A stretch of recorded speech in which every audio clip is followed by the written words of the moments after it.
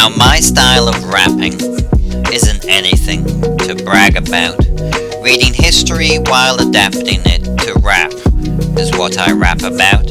And you know how I slow down and keep it on the lowdown. Historical highlights, avoiding the bright lights.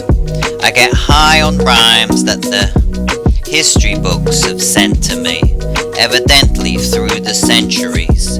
Events that were meant to be, that spelt the end of a dynasty, a testament to destiny, an impressive rags to riches, illegal, regal ascendancy.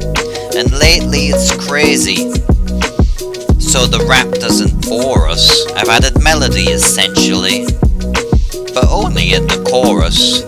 Last time I sang about the Southern Song Dynasty with their philosophy, technology, and their finest tea. Well, we better move along to century 13, the Albigensian Crusade. I'll explain what that means. The Battle of the Ice, fought on the silver sheen of an Estonian frozen lake, and conversely, in the heat of Ethiopia, the Solomonic Dynasty, who claimed they were descendant from Solomon and his queen Sheba. I'll teach you how Asia opened to Europeans. Marco Polo helped explorers with his cartography, but he did not import pasta to Italy. That's mythology. And the Great Charter, Magna Carta, of century 13. The mighty Mongol Khanate were busy conquering China, Russia, Iran, Iraq in century 13. The rise of Zimbabwe, which asserted absurdly control over gold, cotton, ivory, pottery. Magna Carta, Mongol warlords. I'm just asserting how concerning and unnerving was century 13. Unable to conquer the Holy Land and gain supremacy, the Pope called for another crusade against the heresy of the Cathars or Albigensians, who would get their comeuppance as pious warriors streamed to France to get their indulgence. For in the 13th century, salvation was meant to be, if you had in your possession a piece of Domus of Becket's habit, easy, a passport to heaven. Indulgences could be granted by popes or bishops who were able to spin remission of sin, a practice later banned by Luther. Pilgrimages helped, as did acts of charity, like building a cathedral or working with leprosy to gain religious brownie points and escape purgatory, as the Cathars were not seen as benign diversity, but as a threat to salvation. This crusade didn't mean travelling far from home in 1215, for Albigensian comes from Albi, a city near Toulouse. Why crusade in the Middle East, if you can choose? The Cathars lived in the south of France, mainly in Béziers. When crusaders asked how to spot heretics, the Pope replied in a hazy way, "Kill them all, God will know his own." So for all, the storm came, except for the city of Carcassonne, which you may know from the board game. For all its violence and destruction, the crusade failed to remove heresy, but provided a framework of secular lords who would work with the church voluntarily. Next century, with the elimination of Catharism and abolition of heresy in Italy, France and Spain, the Inquisition.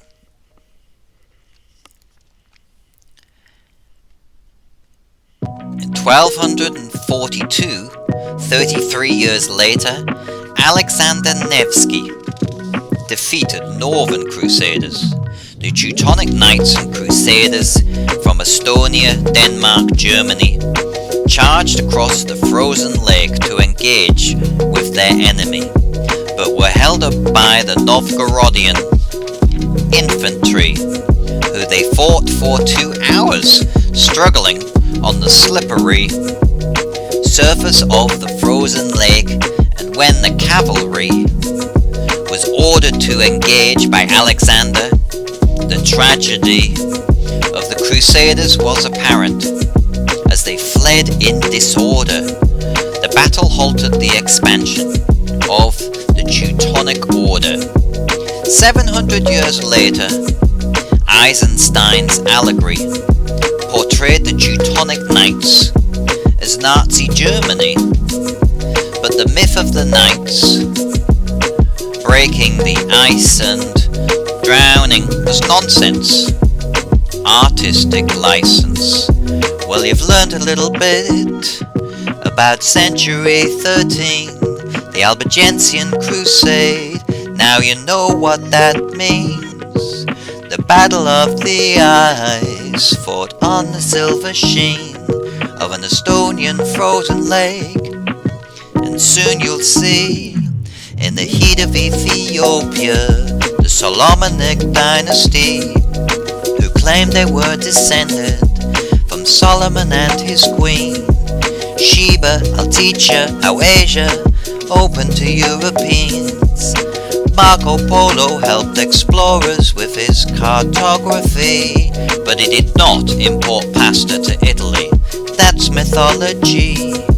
And the Great Charter, Magna Carta of Century 13, the mighty Mongol Khanate were busy conquering China, Russia, Iran, Iraq in Century 13. The rise of Zimbabwe, which asserted absurdly control over gold, cotton, ivory, pottery. Magna Carta, Mongol warlords. I'm just asserting how concerning and unnerving was Century 13. And in 1270, the House of Solomon was founded by Yakuno Amlak and became the dominant power in Ethiopia, as they perceived a descent from King Solomon and the Queen of Sheba. In order to legitimize his new dynasty's claim, although there is no evidence to support this, I must say, the Solomonic dynasty concluded that they should remain in power until overpowered by a coup d'etat. 700 years later, in 1974, when the last emperor, Haile Selassie, was finally overthrown, the dynasty's imperial standard introduced the red, gold and green of Ethiopia and the Lion of Judah. And if you think you've seen this flag before, then you are right. King of Kings, Lord of Lords, Jah Rastafari. Round about the same time, Marco Polo, a Venetian merchant, well, I guess you know so, travelled through Asia along the Silk Road, all recorded in the travels of Marco Polo, a book that described the mysteries of the East, China, Persia, Japan. He even reached the court of Kublai Khan in Xanadu, China, who sent him on missions throughout his empire to India, Indonesia, Vietnam and Burma, then entertained the Khan with tales. When he returned to his court, it's thought he refused to let him go home, as he valued his company too much, I suppose, but he finally returned in 1295, after 24 years and 15,000 miles, the first European to record Chinese geography. rare animals and plants, paper money, and pottery. He helped European explorers with his family's cartography, but he did not import pasta to Italy. That's mythology. Well, we've covered more than half of century 13, the Albigensian Crusade. Now you know what that means. The Battle of the Eyes, fought on the silver sheen of an Estonian frozen lake, and conversely, in the heat of Ethiopia, the Solomonic Dynasty, who claimed they were descended from Solomon and his queen. But now it's easier to go to Asia for Europeans, since Marco Polo helped explorers with his cartography. But he did not import pasta to Italy. That's mythology. And the great Carta, Magna Carta, of century 13, the mighty Mongol Khanate were busy conquering China, Russia, Iran, Iraq in century 13. The rise of Zimbabwe, which asserted absurdly control over gold, cotton, ivory, pottery. Magna Carta, Mongol warlords. I'm just asserting how concerning and unnerving was century 13. Well, we'll have to rewind a bit to 1215 to discuss the Charter, Magna Carta, of century 13.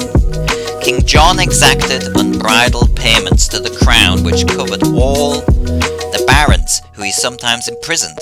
King John was above the law, so to protect church rights and uphold justice, which seldom happened, bring on King John to sign upon, with a group of rebel barons, political reform, protection of church rights, protection from illegal imprisonment, and assert the rights on limitations on taxation, feudal payments across the nation, justice for the population, transparent documentation, and a declaration and confirmation that he would adhere to this charter, otherwise lose his castles and lands. So saith the Magna Carta.